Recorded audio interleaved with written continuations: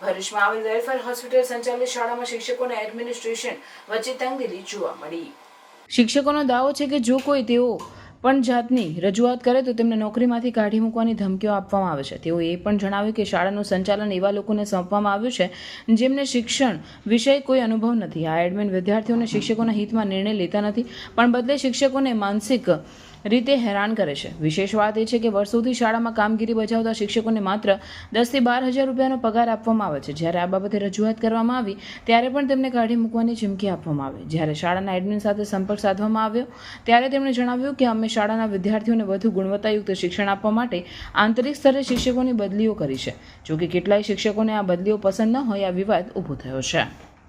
Bharuch welfare હોસ્પિટલમાં 3 વર્ષ હરીથી 3 વર્ષ મેં જોબ કરી અને હું ત્યાંથી રજા લઈને મક્કાતુલ મુકર્રમા ઉમરા કરવા માટે ગયો ને ત્યાં મને મેસેજ કરીને એવું કહી દીધું કે કાલથી તમે લોકો હવે આવશો ના।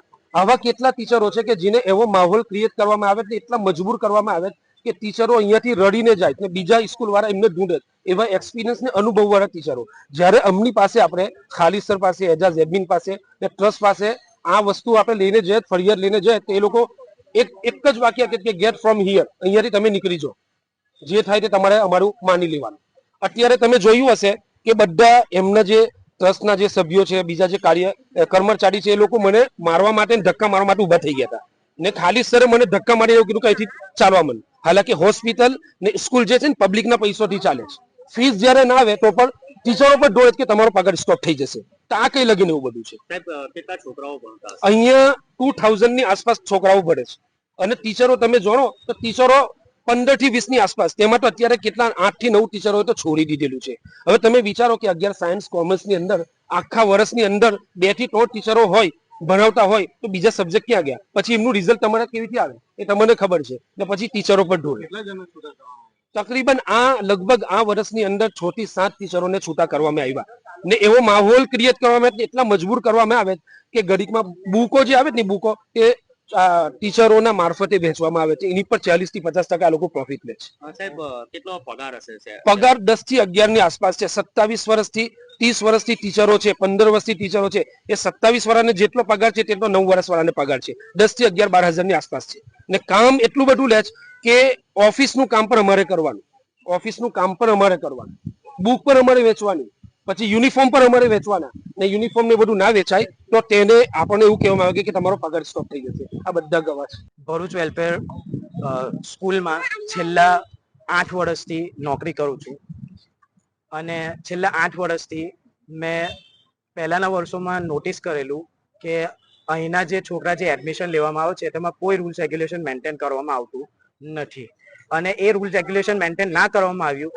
તેના નતીજામાં આજે સ્કૂલની હાલત દયનીય છે અને એક જે સુપરવાઇઝર સાહેબને બનાવેલા છે એ સુપરવાઇઝર સાહેબે જૂઠ બોલીને બધા જે જૂના ટીચરો છે એટલે પહેલાથી એક્ઝિસ્ટિંગ એમાં જૂના ટીચરોમાં 25 વર્ષથી ઉપરની સર્વિસ વાળા ટીચરો અને ઇવન 10 વર્ષ 8 વર્ષ 5 વર્ષ વાળા ટીચરો એમના પર જૂઠા બ્લેમ કરીને પોતાનો એક સિનારીઓ સેટ કરવામાં આવ્યો અને એ ટીચરે પ્રાઇવેટ સ્કૂલમાં પોતાનું ટ્યુશન ક્લાસીસ સ્ટાર્ટ કરવા માટે એ કરવામાં, જેને મેં એક્સપોઝ કરી આપ્યો, જેનું પ્રૂફ મારી પાસે છે અને તે રીઝનને લઈને અને જો સુપરવાઇઝર સાહેબ અમુક બીજી વસ્તુઓ ખોટી રીતે કરેલા છે, દાદાગીરી કરવી કે મારું જ માનવું પડશે, ખોટા ઇલ્ઝામ લગાવવા અને સ્કૂલમાં એક સાયન્સ ફેકલ્ટીમાં બાયોલોજીનો ટીચર નથી તો 30 તારીખે મને બોલાવવામાં આવ્યો અને મારી પર ઇલ્ઝામ લગાવવામાં આવ્યો કે આ બાયોલોજીનો ટીચર નથી તો છોકરાએ સપ્લિમેન્ટરીમાં કઈ લખેલું કે અમે લખવાના નથી ને મને સુપરવાઇઝર કરીને ટ્રેપ કરવામાં આવ્યો। મને સવાલ કરવામાં આવ્યો કે આ બાયોલોજીનો ટીચર કેમ નથી, જો કે ભૂલ મેનેજમેન્ટની કહેવાય કે એ લોકો સ્કૂલમાં ટીચર લેતા નથી। બીજી એક વસ્તુ, એક ખોટો સિનારીઓ એ ક્રિએટ કરવામાં આવ્યો કે સ્કૂલમાં એ વસ્તુ હતી કે ચીટિંગ કરવાનો મુદ્દો કે ટીચરો પેપર આપી દે છે પણ એ જ વસ્તુ પછી જૂના ટીચરોને મુદ્દો બનાવીને જૂના ટીચરોને સપ્લિંગ કરવામાં, એમની ડિગ્રી અને એક્સપિરિયન્સ હોવા છતાં એમને ક્લાસમાં ડિમોટ કરવામાં આવ્યા। 12th ના એક ટીચરને ડાઉનગ્રેડ કરીને 5th મોકલી દેવામાં આવ્યો અને કેટલા બધા ટીચરોને ડિમોટ કરવામાં આવ્યા।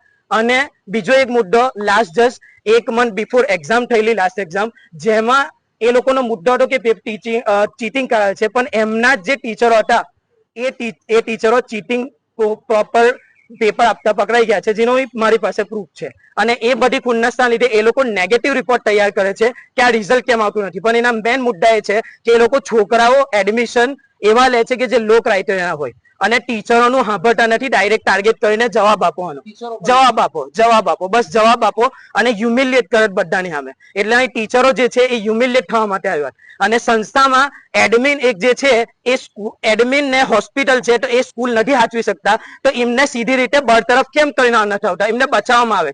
કોઈ બીજા એડમિન મૂકવામાં આવે જેને સ્કૂલનો એક્સપિરિયન્સ હોય, તે સારી રીતે સ્કૂલ ચલાવી શકે. અને એક ફ્રોડ જે સુપરવાઇઝર સાહેબ છે એને બચાવવામાં આવે છે. તો આટલું મારું કેવું છે. રિક્ષા ડ્રાઈવર હોય, લારી વાળો હોય, ચા વેચવા વાળો હોય, આવા જે બાળકો હોય, એમના બાળકો ઓછામાં ઓછી ફીમાં ઇંગ્લિશ મીડિયમ સ્કૂલના અંદર એડમિશન લઈ અને એમનું શિક્ષણ મેળવી શકે. તો આવા જે બાળકો છે એમને કોઈ પણ પ્રકારનો અન્યાય ન થાય એટલે આપણે પેપરો બહારથી સેટ કરાવ્યા, બહારથી સેટ કરાવીને એક્ઝામ લીધી. તો આ જે ટીચરો હમણાં અહીંયા જે એમને હંગામો કરેલો, આ શિક્ષકોના જે રિઝલ્ટ હતા એના અનુસંધાને સવારમાં ચર્ચા થઈ. જે ફયાઝ પટેલ કરીને જે શિક્ષક હતા, જેમને અત્યારે સૌથી વધારે તકલીફ હતી આ બાબતની, કારણ કે એમના વર્ગના અંદર 66 છોકરા હોય તો એમાંથી 63 નાપાસ થયેલા. એવી જ રીતે ક્લાસ વાઇઝ જો આપણે સંખ્યા જોઈએ તો 60 કે 70 છોકરાઓનો ક્લાસ હોય, એના અંદરથી કોઈ છોકરું ટ્રિપલ ફિગરમાં પાસ થયેલું નહોતું. એટલે એમને લોઅર ક્લાસ આપવાની ચર્ચા થઈ હશે સ્કૂલના પ્રિન્સિપલ અને સુપરવાઇઝર સાથે સ્કૂલના અંદર, કે તમને હવે જે હાયર ક્લાસ આપેલા એના બદલે લોઅર ક્લાસમાં તમને મૂકીશું. કારણ કે આ વર્ષે અમે ઘણા નવા શિક્ષકોની ભરતી કરી છે, જે લોકો ફૂલ્લી ક્વોલિફાઈડ છે, એ લોકો એમની માસ્ટર્સ ડિગ્રી અને બીએડ નું જ્ઞાન ધરાવે છે. એટલે એક ઇનસિક્યોરિટીના ભાગરૂપે આ પ્રકારનો માહોલ ઉભો કરવામાં આવ્યો અને મેનેજમેન્ટ ઉપર દબાણ કરવાના પ્રયત્નો કરવામાં આવ્યા. તમે જે શિક્ષકોને છૂટા કરો છો એમને લેખિતમાં નોટિસ આપો? છૂટા કરવાનો કોઈ પ્રશ્ન જ નથી, કારણ કે એક પણ શિક્ષકને આ ચાલુ એકેડમિક વર્ષમાં જેમનું પરિણામ આવ્યું છે એમને કોઈને નોટિસ સુદ્ધા આપવામાં આવી નથી. જો આવી હોય તો એમની પાસે એની કોપી હોય જ, યા એમને રિસીવ સાઇન સાથે એમને લેટર મળ્યો જ હોય. માત્ર ને માત્ર એમને એક વર્ગખંડમાંથી બીજા વર્ગખંડમાં ભણાવવા જવાનું છે એટલું જ કહેવામાં આવ્યું કે તમે ફોર એક્ઝામ્પલ કે 10મા ધોરણનો કે 9મા ધોરણના ક્લાસમાં ભણાવતા હોય તો એના બદલે તમારે અત્યારે 6ઠ્ઠા ધોરણમાં કે 7મા ધોરણમાં ભણાવવું પડશે.